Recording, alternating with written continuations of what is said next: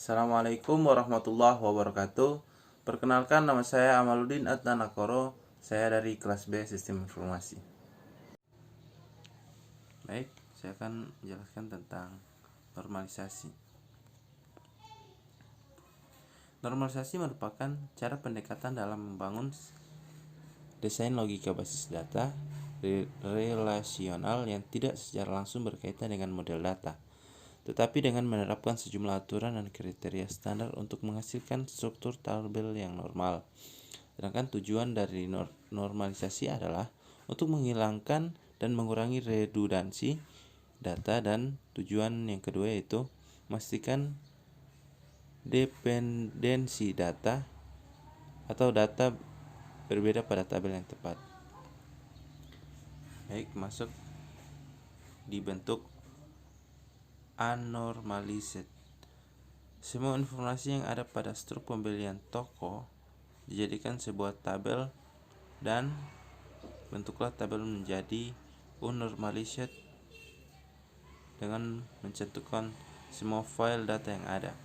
Di sini kita lihat bersama ada kolom tabel tanggal, faktur, cost ID, sales, nama barang, quantity, harga satuan, jumlah harga, jatuh tempo, subtotal, diskon, PPN, biaya, grand total, OPT.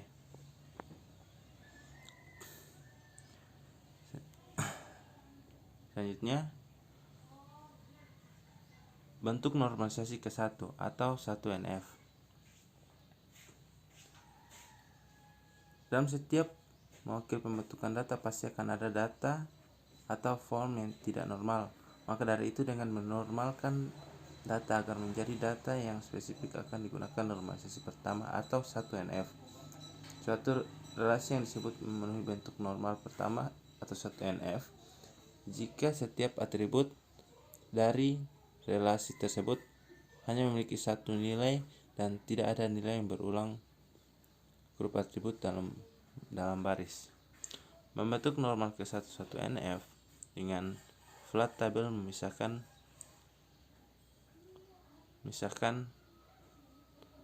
data pada file-file yang tepat bernilai autonomik dan melengkapi atribut file yang ada bentuk normal ke-1 ini. Kita lihat bersama, di sini ada tabel nama barang, quantity, harga satuan, jumlah harga, dan lain-lain. Oke, masuk ke bentuk normal kedua atau 2NF. Syarat untuk melakukan normalisasi bentuk kedua yaitu harus menyelesaikan normalisasi bentuk pertama terlebih dahulu.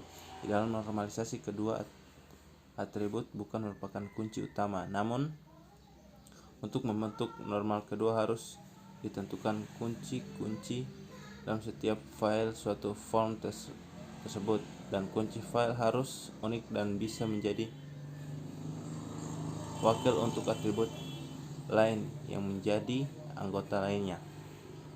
Sudah memenuhi banyak normal pertama, tentukan atribut kunci utama atau primary key. Atribut bukan kunci bergantung secara fungsi pada kunci utama primary key. Setelah itu kita harus mengelompokkan file non kunci dengan primary key berdasarkan ketergantungan fungsional sehingga sebagai berikut. Sini ada tabel, saya menamakannya tabel pembelian, tabel nota, dan tabel barang.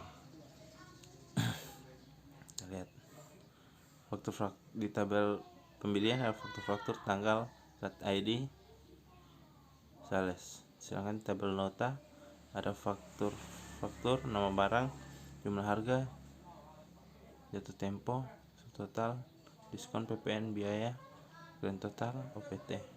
Sedangkan di tabel barang ada nama barang, quantity, dan harga. Berikut bentuk normal ketiga atau 3NF.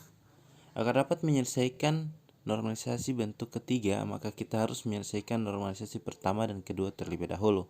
Normalisasi data dalam bentuk ketiga bertujuan untuk menghilangkan seluruh atribut atau file yang sama sekali tidak berhubungan dengan primary key dengan primer key. Dengan itu, maka tidak akan ada ketergantungan transif pada setiap kandidat key atau ketergantungan yang melibatkan antara dua atribut yang bukan merupakan key atau kunci dari suatu form. Sudah memenuhi bentuk normal kedua, tidak mempunyai file yang bergantung transif setelah bentuk 1NF dan 2NF. Sini kita lihat ada tabel pembelian,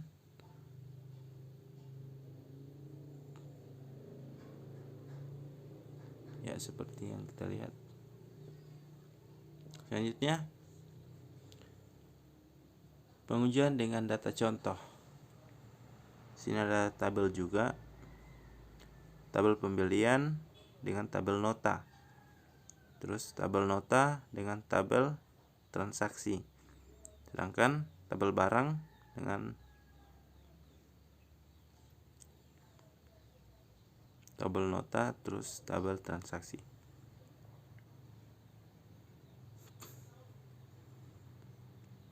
Dan ini yang terakhir, tabel transaksi. Tabel transaksi bawahnya ada tabel nota dan tabel pembeli ada di bawah tabel nota. Sedangkan yang di sebelah kanan tabel pembeli. Sekian dari saya. Wabillahi taufiq wal hidayah. Wassalamualaikum warahmatullahi wabarakatuh.